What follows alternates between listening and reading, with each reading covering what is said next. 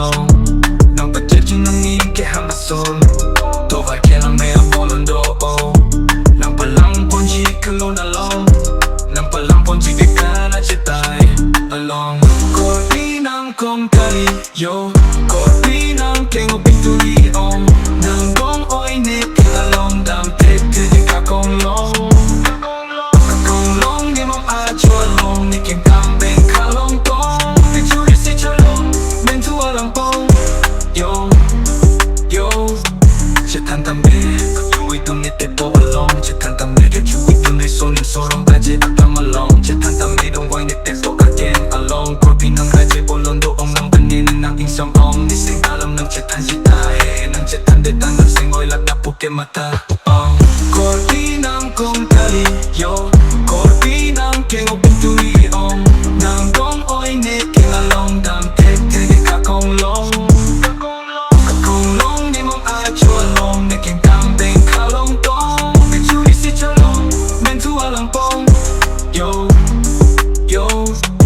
Chetan tamit keji dun ni tepo along Chetan tamit keji dun ni sonip sorong aje akam along Chetan tamit dong oy ni tepo aking along Korpi ng raje bolong doong ng panining ng isang ong Nising alam ng chetan jita hai he Ng chetan deta ng singwilat na puke mata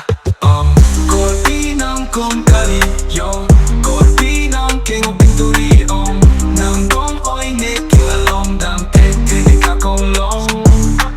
Kakong long di mong adyo along Ni king kambing kalong tong Victory si chalong mentu alang pong yo yo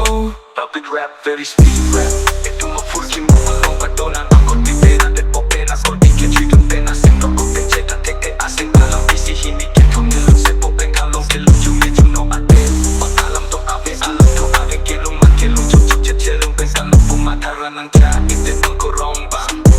Dong bang Dong bang